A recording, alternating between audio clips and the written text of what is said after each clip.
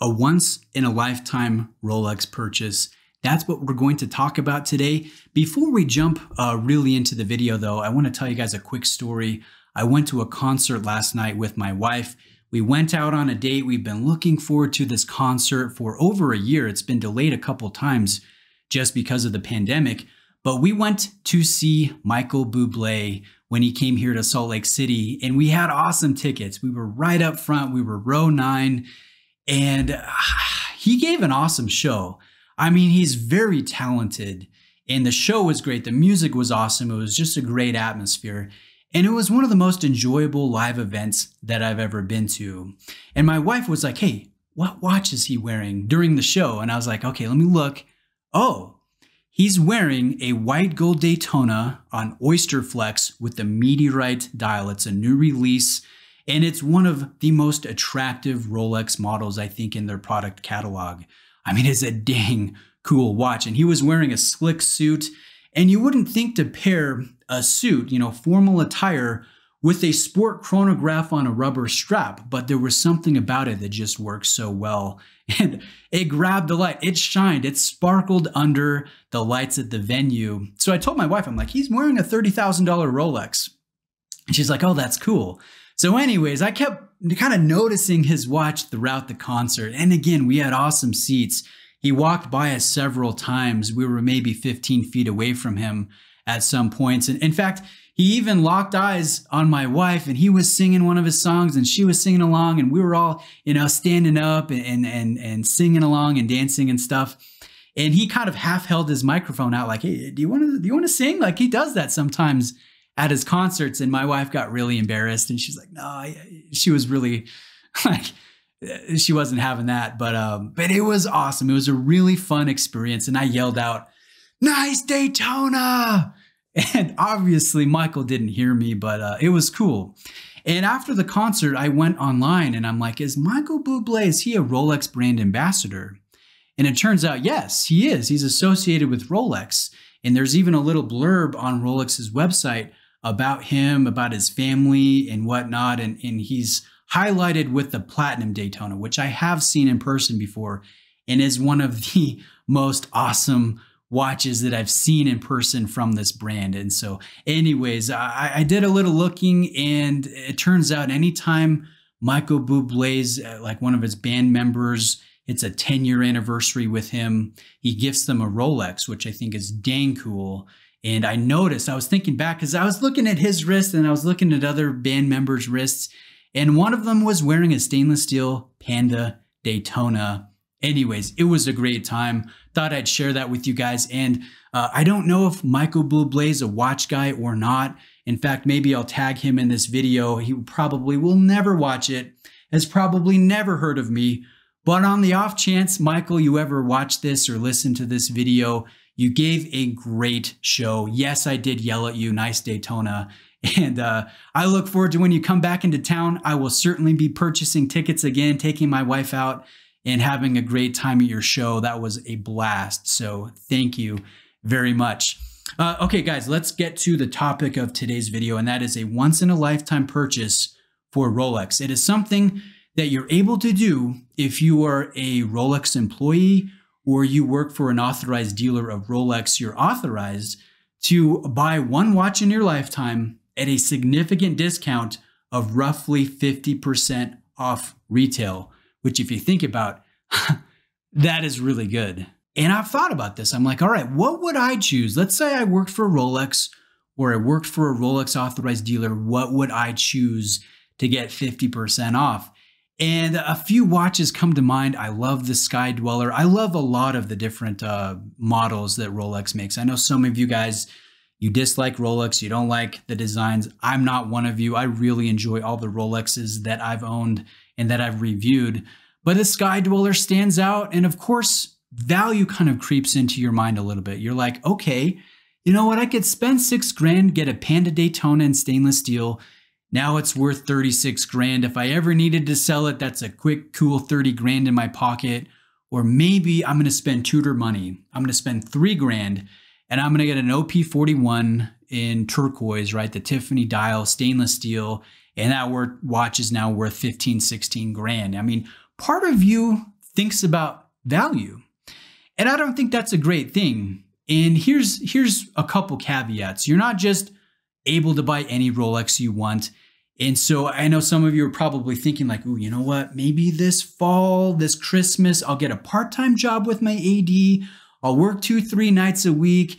After a month, I'll go, you know what? I'm ready for my once-in-a-lifetime purchase. Boom, bam. I want a Daytona, or I want this, or I want that. It doesn't work like that. In fact, there's going to be a couple of stipulations, a couple caveats. You have to be, it's an unwritten rule, but you have to be a trusted employee. You're not just going to be a quick seasonal one and done. You've been there for a few weeks. That's not going to cut it. In fact, I have a couple friends that are in the process of buying their once-in-a-lifetime watch. And each of them, I think the minimum time they've been with an AD or with Rolex has been like 6 years. So you've got to be kind of a trusted, established employee.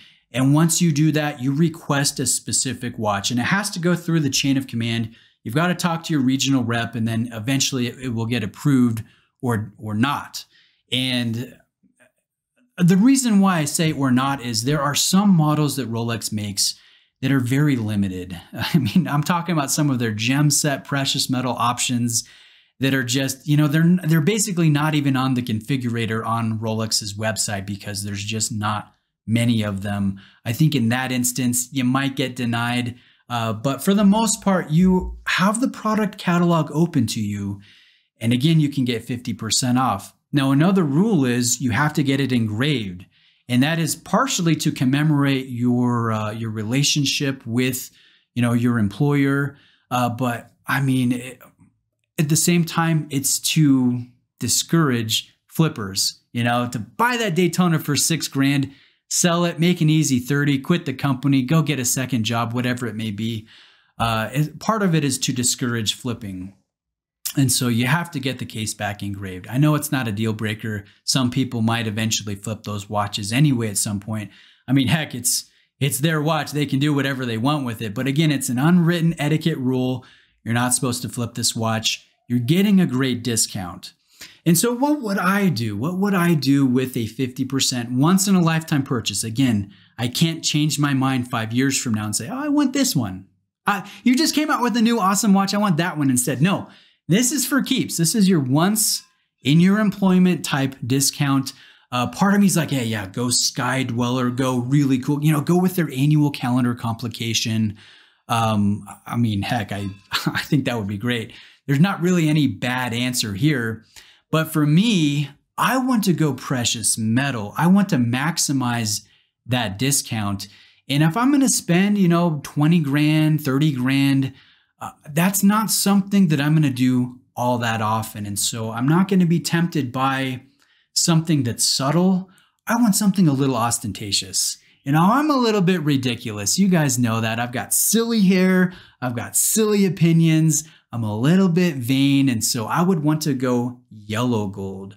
And I tell you what, I would be sorely tempted by the watch that Michael was wearing last night at the concert. That white gold Daytona with the meteorite dial. If you think about it, that's a piece of space rock that has been hurtling through the solar system for who knows how long, and it's landed on this planet.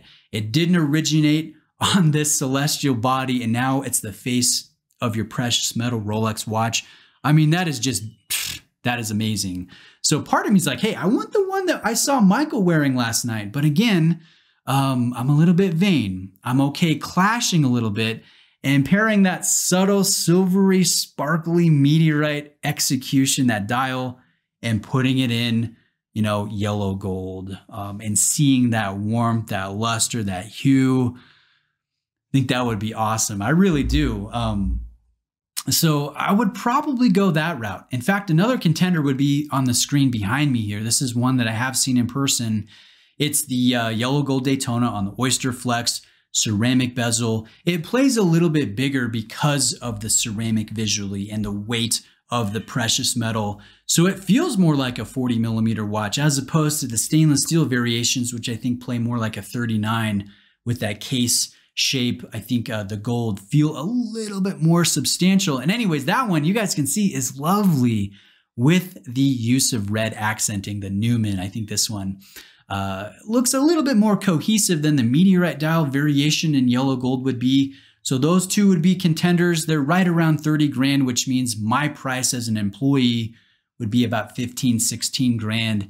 And man, that would be awesome. That really would. Maybe at some point when my little girls grow up and I have more time on my hands, maybe for fun, I get a job with my authorized dealer and sell watches part-time. And I know I said, you know, you've got to be established. Maybe at some point I get to utilize a once-in-a-lifetime discount and get it engraved by Rolex, but maybe not. I don't know. I just think it's a pretty cool topic, and I want to ask you guys, what would you do with yours?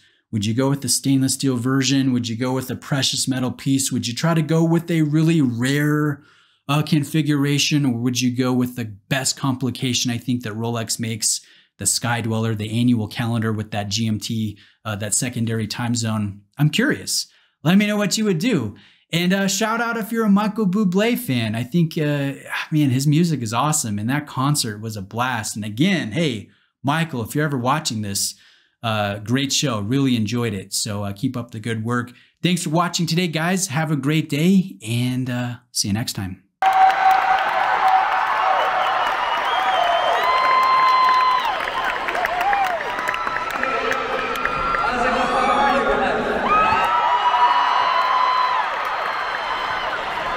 This is amazing. What a beautiful building this is.